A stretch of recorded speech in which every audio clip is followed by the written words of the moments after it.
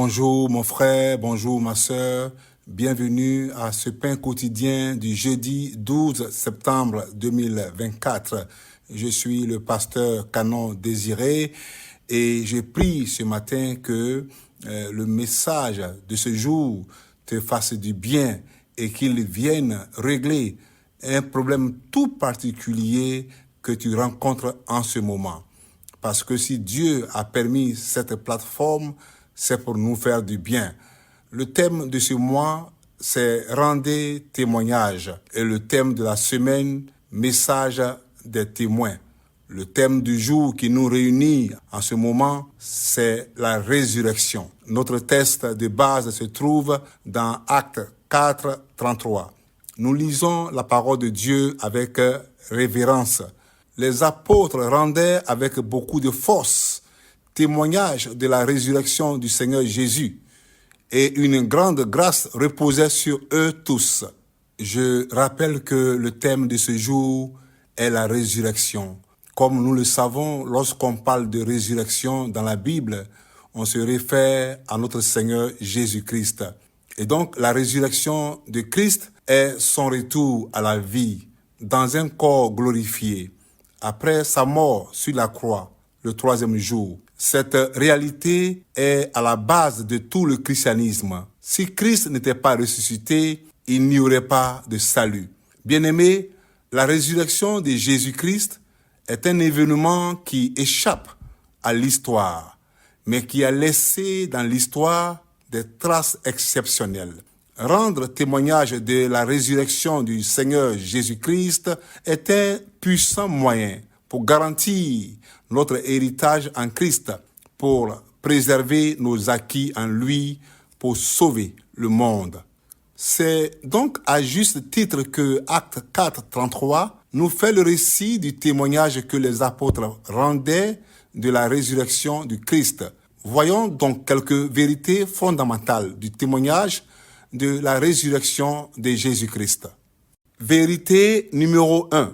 Nous devons annoncer la résurrection de Jésus parce qu'elle repose sur des faits réels, des preuves tangibles et non des histoires à dormir debout, des fables. Bien-aimés, les témoins de la résurrection de Jésus sont bel et bien connus de tous dans la Bible. Marie-Madeleine, Marie et Salomé, qui furent les premières femmes à découvrir le tombeau vide de Jésus et qui allèrent le rapporter aux autres, ce qui a suscité la foi dans la communauté chrétienne. À ces femmes s'ajoutent aussi les disciples du Seigneur Jésus qui ont aussi été témoins de la résurrection de Christ. La Bible nous parle aussi de plus de 500 personnes à qui le Seigneur est apparu à plusieurs reprises après être sorti du tombeau.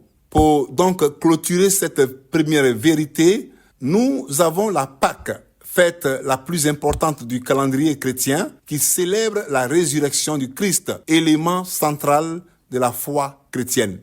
Mais dans notre société aujourd'hui, les gens font la publicité des personnes dont ils ne connaissent même pas la vie. Ils prennent des risques, ils meurent pour eux. Ils déroulent leur programme sur la base du mensonge, de la pure démagogie, de l'hypocrisie pour des intérêts, des postes, pour de l'argent, des choses éphémères. De même, beaucoup de chrétiens de nos jours se lancent aussi dans des débats inutiles sur des réseaux sociaux, des débats sur des stars. Mais témoigner de la résurrection de Jésus devient de plus en plus un fardeau pour la communauté chrétienne. Lorsque nous lisons dans le livre de Actes 33, qui est la base de notre méditation, la Bible dit que les apôtres rendaient avec beaucoup de force témoignage de la résurrection du Seigneur Jésus. Mon frère et ma sœur, toi qui m'écoutes ce matin,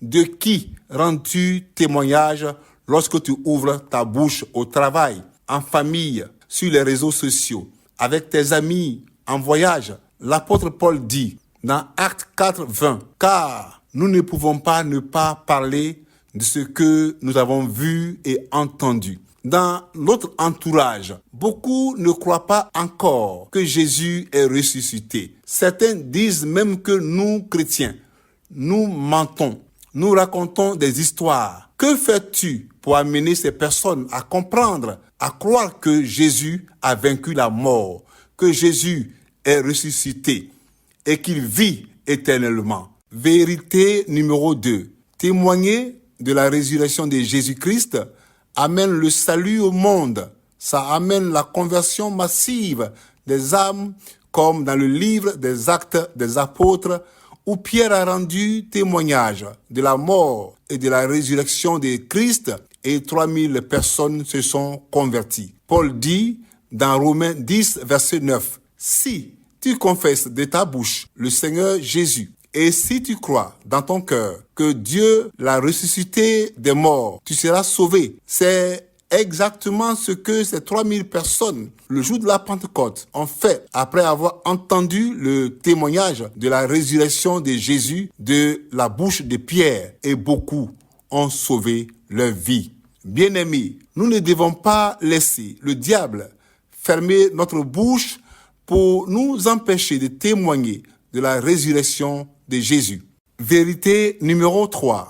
L'annonce de la résurrection de Jésus suscite la persécution. Dans Actes 4, verset 3, la Bible dit « Ils mirent les mains sur eux et ils les jetèrent en prison jusqu'au lendemain, car c'était déjà le soir. » En tant que disciples du Seigneur Jésus, nous devons comprendre que ce n'est pas parce que nous annonçons la résurrection de Christ que les hommes nous applaudiront ou diront du bien de nous. Nous devons être conscients que nous ne sommes pas exemptés de persécution. Dans la Bible, nous connaissons bien l'histoire des disciples de Jésus, comment leur vie s'est terminée à force de témoigner la résurrection de Christ. Beaucoup de nos contemporains à travers le monde continuent d'être persécutés pour la même cause.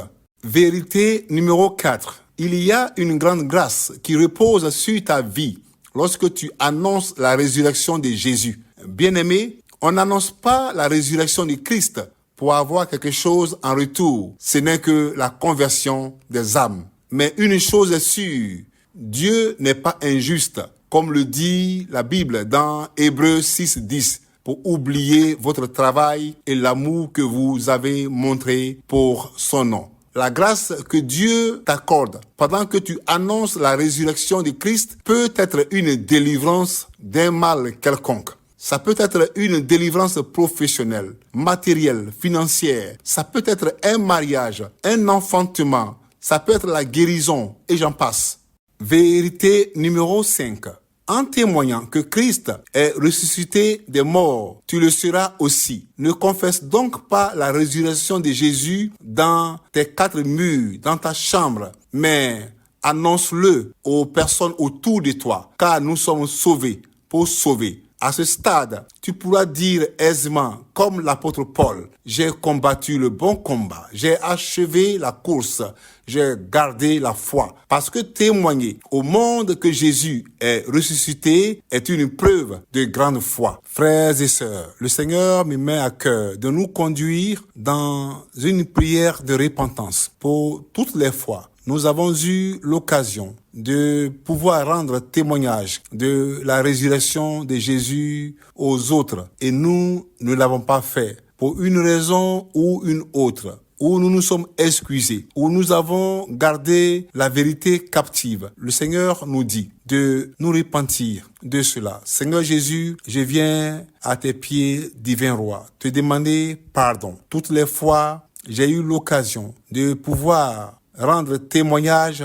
de ta résurrection, afin que des âmes soient sauvées, et je ne l'ai pas fait, et j'ai trouvé des excuses. Seigneur, je te demande pardon. Et je prie aussi pour te demander pardon pour mes frères et sœurs qui m'écoutent en ce moment, pour tous les serviteurs, les servantes, ton peuple des églises Rehoboth qui n'ont jamais eu le courage de pouvoir parler de toi, de témoigner que tu es ressuscité. Seigneur, pardonne-nous et que tu nous donnes de témoigner comme dans Actes 4, 33, avec force de témoigner de ta résurrection, de témoigner que tu es ressuscité, que tu es vivant et que quiconque confessera que tu es ressuscité, lui aussi, Seigneur, il va expérimenter la résurrection. Merci Seigneur. Je veux bénir la vie de tous ces serviteurs et servantes de Rehoboth et d'ailleurs qui, nuit et jour, se sacrifient pour partager le message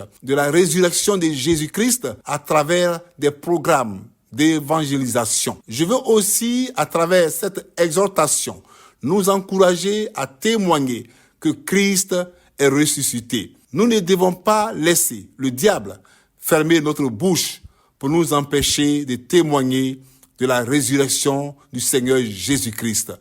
Jésus nous communiquera la puissance de la vie ressuscitée parce que nous sommes à lui. Je prie que là où il y avait la mort dans tes finances, dans ta santé, dans ta vie, dans tes études, dans ton travail, tes projets, dans ton voyage, dans chaque domaine de ta vie, là où il y avait la mort, ressuscite maintenant.